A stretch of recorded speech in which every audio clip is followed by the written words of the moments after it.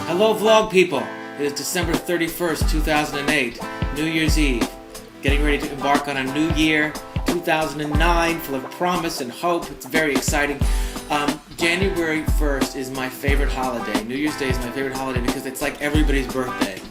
It is a chance that I always reflect upon, look back at the past year, what went on, what mistakes I made, what I'd like to change, what I'm looking forward to, the things that I'm grateful for.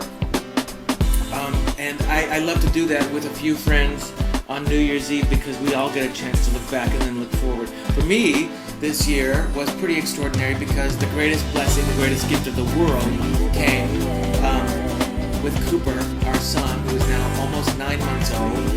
An amazing, I have to say, maybe at Christmas it occurred to me that he was probably the most amazing child born in the last 2008 years. Very, very advanced, and he's gorgeous. Also this year, Danny and I got married after being together for 13 and some odd years. 13 and change months. 5 of the best years of my life. Not consecutively. I'm kidding. It's really been like 13 minutes underwater. It is, kidding! It's pretty great. Definitely more in love than ever. More sleep deprived than ever. But it's pretty great. We are challenged, and we're together. We're really together, united in a different way. That's kind of extraordinary. Last year at this time, I made a New Year's dip, which we vlogged about. This year I don't even have time to eat dip, but I did manage to eat dip actually when we were in Chicago because that's all they serve in Chicago is dip. We were there for Thanksgiving. It is dip, dip, dip. There's 30 different kinds of, there's meat dips and cheese dips and pork dips and blah, blah, blah, blah, hundreds of dips. And they are, in fact, in place of main courses. It's just a dip world. You have to deal with it and just dive into the dip. What else this year I did was Cooper, of course, was the main thing. Getting married was the main thing. Did television, released a brand new record, Free, which I'm very proud of. Did a lot of concerts. It was a great, great year. Jeffrey Clarick and I are developing this talk show, which seems to keep changing courses, but always with great people. And I'll keep you informed. I haven't talked about it because we're trying to figure out where it's going and what's happening, but that's very exciting and actually a major thing on my agenda. There's another project coming up that I can't tell you about that looks very promising and very exciting, and hopefully will work out. But I don't know. It's a great time in my life. I have also, this vlogging has become a pretty major thing for me, and I have people reach out and share their experiences and their faith and their hope and their questions and their opinions. I think this year, and maybe Cooper has done this, I'm certain of it, I am particularly grateful. I don't have a lot of excess energy, superfluous crap. I am especially aware of the primary relationships in my life that bring me joy and comfort. My parents, my mom and dad, who are really extraordinary. Extraordinary people, extraordinary parents, and extraordinary grandparents. I am grateful for my group of friends, my close gang of friends who get through everything, through thick and thin together. I'm grateful for my brother, for my niece. I'm grateful for my in-laws, all of them. I am grateful for my sobriety. I am grateful for my business relationships, primarily Jeffrey Clarick. As I said, we're working on the talk show together.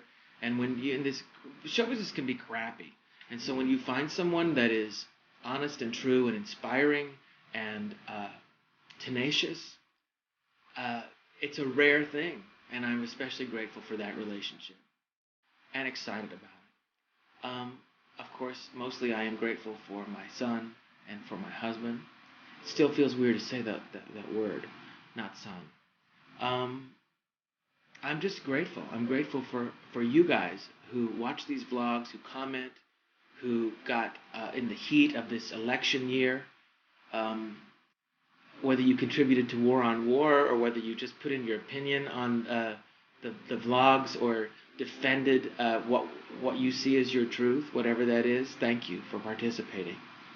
I'm just grateful, and I thank you for a really sensational year, and I look forward to another one.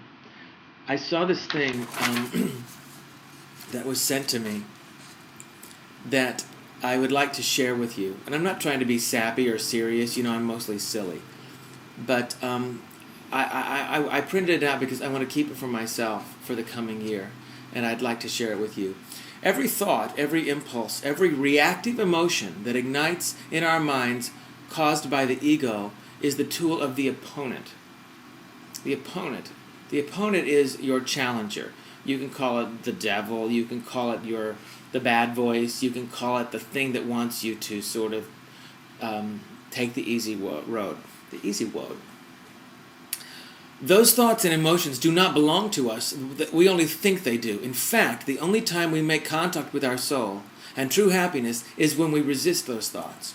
When we recognize the voice of the ego as the voice of the opponent, we can then do something profound, the opposite of what the ego tells us to do. When we oppose the ego's bidding, we are no longer receiving, we are sharing. Now, let's see in more practical terms what that means to receive, what it means to share, and what it means to do the opposite of what the opponent is compelling us to do. Okay, you ready? Instead of yelling, we speak quietly. Instead of cursing, we compliment. Instead of taking, we give. Instead of worrying, we awaken certainty and take charge. Instead of fearing, we conjure up courage. Instead of seeking revenge, we offer forgiveness. Instead of blaming, we become accountable. Instead of playing the victim, we hold ourselves responsible. Instead of merely coping with a problem, we seek to cure it. Instead of complaining, we start appreciating. Instead of looking for the negative in a situation, we find the positive. Instead of judging others, we look for the good in them. Instead of gossiping and bad-mouthing others, we change the subject or we simply walk away. Instead of listing reasons why life is unfair, we start counting our blessings. Instead of calculating how something will benefit us, we figure out a way to ensure that the other party benefits. Instead of reacting to external situations, we resist and become proactive. Bless you. Have a great, great 09. We'll be together. We'll be in touch. We'll be going through it together. I am very grateful for you. Thank you. Do something wonderful for somebody today and every day. It's a new chance. It's a new chance to start again. It's a new chance to change those things we don't like about ourselves.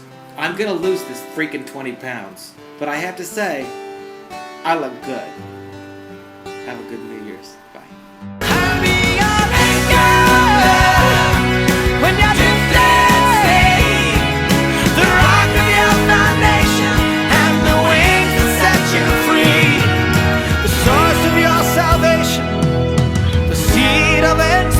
And here for the duration, oh, that's where I'll always be. 'Cause that's what you are to me. Yes, that's what you are to me.